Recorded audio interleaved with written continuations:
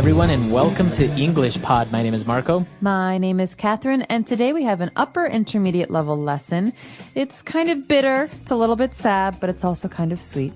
That's right. We have a lesson today all about getting a divorce or divorcing someone. Yeah, so this is what happens when two people's marriage ends. They decide they want to leave each other. They have a divorce. So let's take a listen to today's dialogue, and we'll be back in a moment.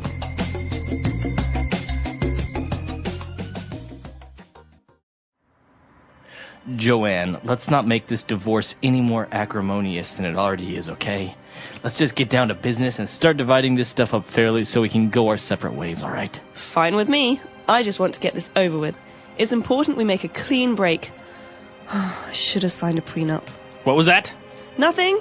Anyway, you're right. There's no reason this has to be nasty. My lawyer tells me that you've accepted our alimony proposal and the division of property, as well as the custody agreement. I keep the cat and you get the dog. So that's done. Finally. Well, let's not go there, Joanne. Okay, so let's start with the record collection. I'll take the albums I contributed, and you can have your cheesy disco albums back. Fine, but I'm keeping the antique gramophone as my grandfather gave it to me. I believe that was a wedding present to both of us, Joanne, and you hardly ever use it. He's my grandfather, and he never really liked you anyway. Whatever. All right, I'll concede the silly gramophone if you'll agree that I get the silver tea set. How typical. When are you ever going to use a silver tea set? Fine. I don't want to drag this out any more than necessary. What's next? What about these old photographs? Which ones? Let me have a look. Oh, wow, look at that. That brings back memories. Remember that? Our trip to Italy. I remember that day. We were going to visit the Trevi Fountain, and we got caught in the rain. And you looked so adorable with your hair all wet. I did take a picture of you standing there in that little alley, smiling and laughing in the rain. Oh, we really did have fun back then, didn't we? Oh, Joanne, are we making a big mistake? I know our relationship has been on the rocks for some time, but are you sure we can't reconcile and try again? I still love you. Oh, Jeff, I love you too. I'm so glad we didn't have to decide who keeps the motorcycle. The motorcycle? But that's mine! All right, we're back. So now why don't we take a look at 6 key words on language takeaway. Language takeaway. Okay, Marco, this first word is what we call an SAT word. That means it's very difficult. It's so hard that many high school students in America study it before they go to college. Acrimonious. So the sentence starts off by saying, let's not make this divorce any more acrimonious than it already is. This divorce is very acrimonious, but let's not make it worse. Okay, so acrimonious would be Bitter. bitter, very complicated. Hard. So people emotional about it. You know, people, Joanne and Jeff, are getting a divorce. They're very angry at each other. So they're not having a peaceful divorce. This is the opposite. It's very bitter. It's very angry. Can you say this test is very acrimonious? No. Usually relationships are acrimonious. Okay. For example, ever since they had that big fight, Jeff and Joanne's relationship has been very acrimonious. Okay. Awesome. So acrimonious, a very hard word there. As you say, many people study it to pass exams in order to go into college. So now you know. Now, moving on, we have a very common legal term. When people are getting married, they want to sign sometimes a prenup.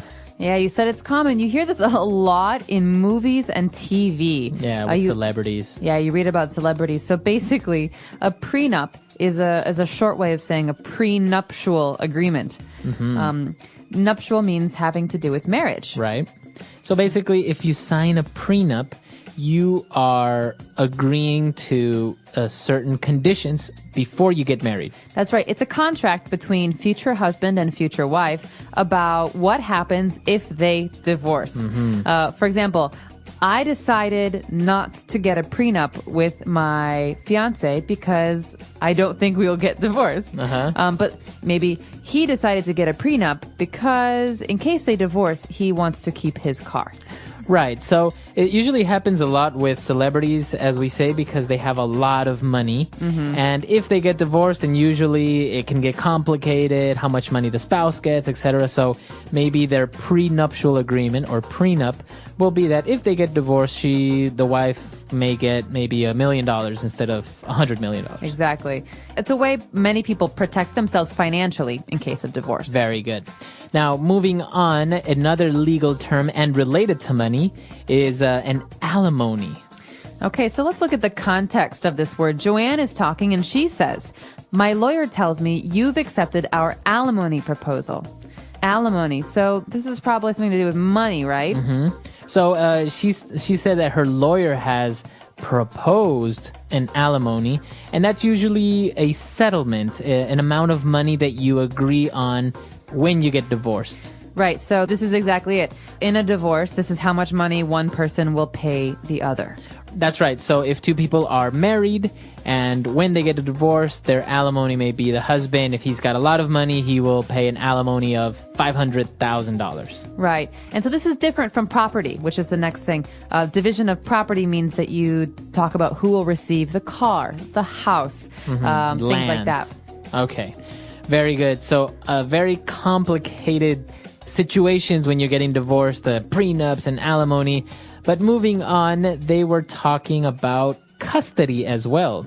Custody of maybe children, maybe custody of their pets. That's right. So you talk about alimony. This is money. Property, which is things. But what about people and animals? This is called custody. I want custody. Custody means caring for something or looking after something. You could say the child is in the grandmother's custody.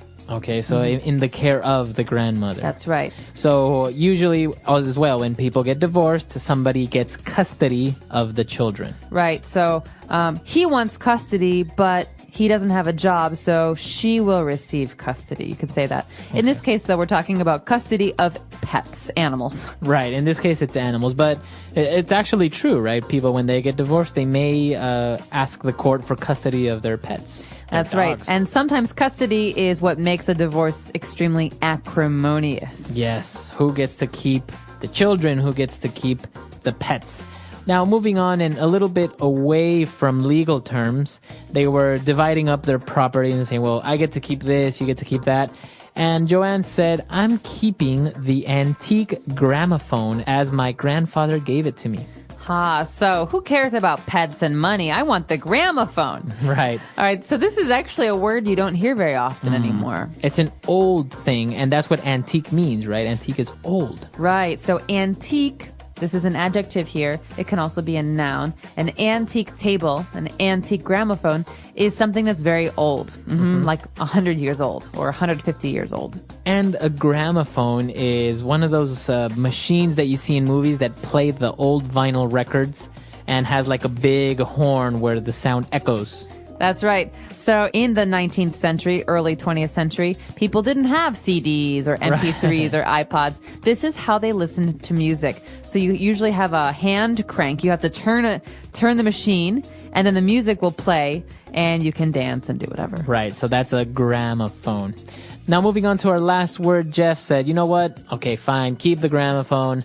All right. I'll concede the silly gramophone. So to concede. To concede means to give up an argument. Okay, so you give up, you give in, you say, all right, take it. That's exactly right. So in this case, the argument is who will receive the gramophone? They fight, they argue, and finally, Jeff says, I concede. Okay, I give up. You take it. And is it only for things, or can you also concede someone like you say somebody is right? You can say that, or an election. For example, there are two people who want to be president, and the vote is counted, and it's not clear who the president is, and one person says, fine, I concede. That means I give up, you win. Okay, very good. So to concede. All right, 6 key words there. They're very interesting, especially the legal terms. Very common, and it's very common, and it's very useful for you to know next time you're watching maybe a movie or something related to this topic. Hopefully not the next time you're getting divorced. Right.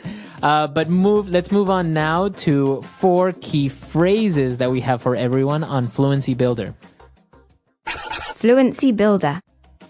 Marco, let's get this over with. I'm tired. I want to go home. Let's get it over with. Come on, let's just do it and get it over with. All right, so this is our first phrase in Fluency Builder, to get this over with, or to get it over with. Okay, so let's take that as a phrase, and to get something over with means let's just finish it quickly. Let's stop delaying.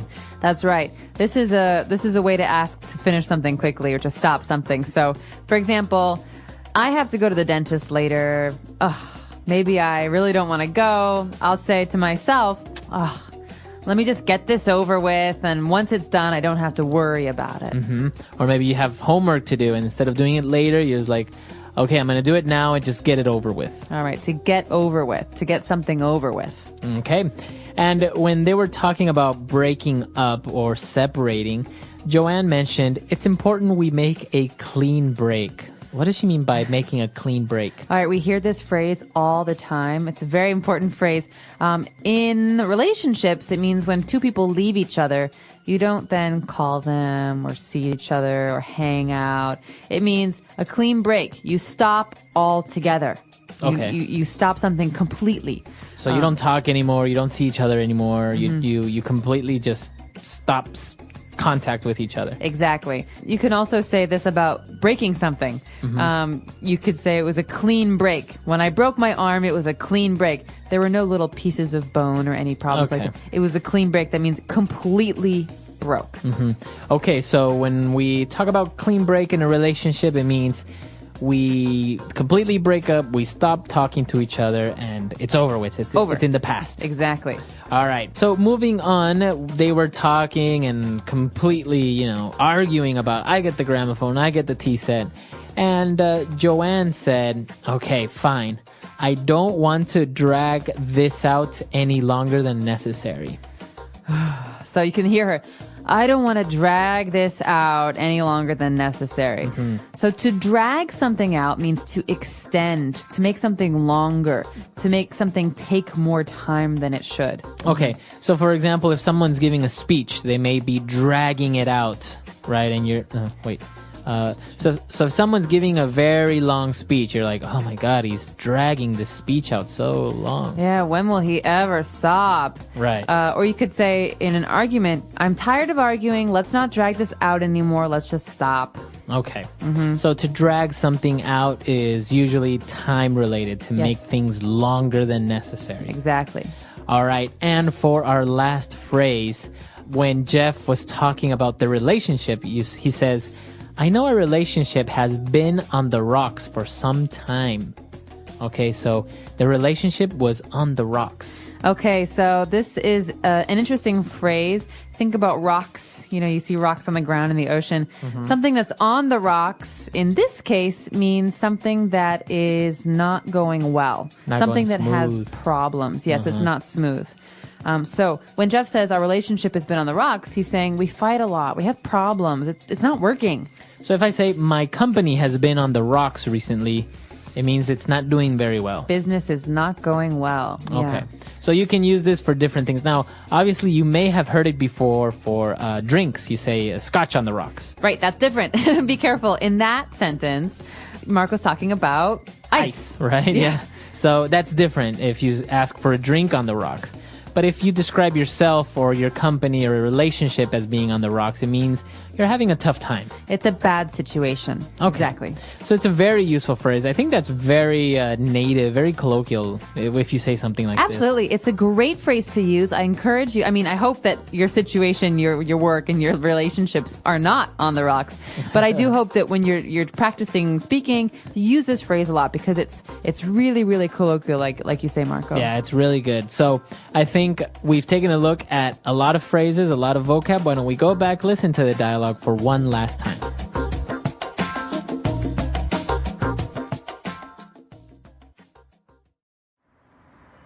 Joanne, let's not make this divorce any more acrimonious than it already is, okay?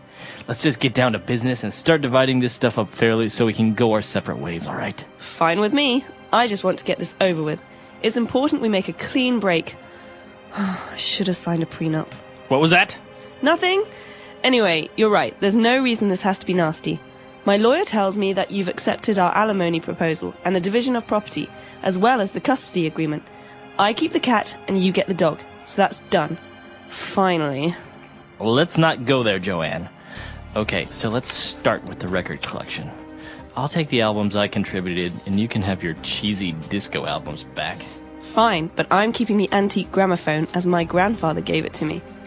I believe that was a wedding present to both of us, Joanne, and you hardly ever use it. He's my grandfather, and he never really liked you anyway. Whatever. All right, I'll concede the silly gramophone if you'll agree that I get the silver tea set. How typical. When are you ever going to use a silver tea set? Fine. I don't want to drag this out any more than necessary. What's next? What about these old photographs? Which ones? Let me have a look. Oh, wow, look at that. That brings back memories. Remember that? Our trip to Italy. I remember that day. We were going to visit the Trevi Fountain, and we got caught in the rain. And you looked so adorable with your hair all wet. I did take a picture of you standing there in that little alley, smiling and laughing in the rain. Oh, we really did have fun back then, didn't we? Oh, Joanne, are we making a big mistake? I know our relationship has been on the rocks for some time, but are you sure we can't reconcile and try again? I still love you. Oh, Jeff, I love you too. I'm so glad we didn't have to decide who keeps the motorcycle. The motorcycle? But that's mine!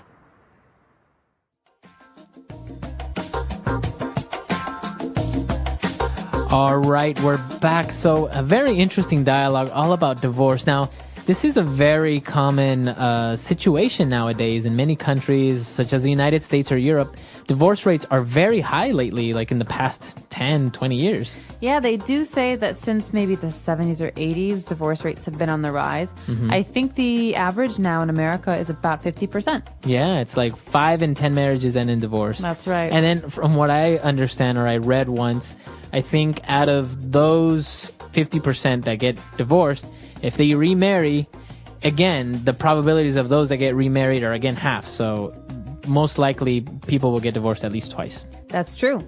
Although sometimes you meet people who got married when they were very, very young and they realize that they grew up a little bit and their personality changed or their goals changed and they divorced that one time, but then later in life when they marry again, they know who they are. They get married again and it's better. So I think the situations are all quite different, but it is true that there are a lot of divorces in America. What about Ecuador though? I mean, is the divorce rate similar? No, not really. I think people are still a little bit more old-fashioned in that sense, like it was before. You know, it was even a little bit taboo to be divorced. Yeah. But I don't think people get divorced as often, especially if people have been together for quite a while. That's one of the things that surprises me a lot is I've met people who have been married 20, 30 years and then get divorced. It's like, what? It's like you've been through the toughest times. You know, you've pretty much beat the odds. And why do you get divorced at such a late age? Yeah, it does seem counterintuitive, but it's possible that they were unhappy for that time and they didn't want to affect their children's lives. Right, maybe. And so when their children go to college or leave, they say, okay, now I can, you know, make a big decision. I know in countries, for example, such as Chile, divorce is still illegal. I think in the Philippines as well. Really? Yeah, it's still illegal to get divorced. Is that because they're very religious countries? I know Chile is not really that religious. I don't know what it is exactly by law, but a lot of people, I think it may be legal now. I can't really remember very well. I think one of our Chilean listeners can help us out here. But I know a lot of people used to annul their marriages because of this. I see. So they would be like, oh, I put the wrong address. So no, this marriage is not valid. Right. Or stuff I like spelled that. my name wrong. Yeah. So, Interesting. Well, I'd be curious to know, as you said, whether any of our Chilean friends know more about this, or for the rest of you, in your country, is divorce common? Is it uncommon? Are there laws that prohibit or that allow divorce? Let us know on our website, EnglishPod.com. all right, we'll see you guys there. Bye. Bye.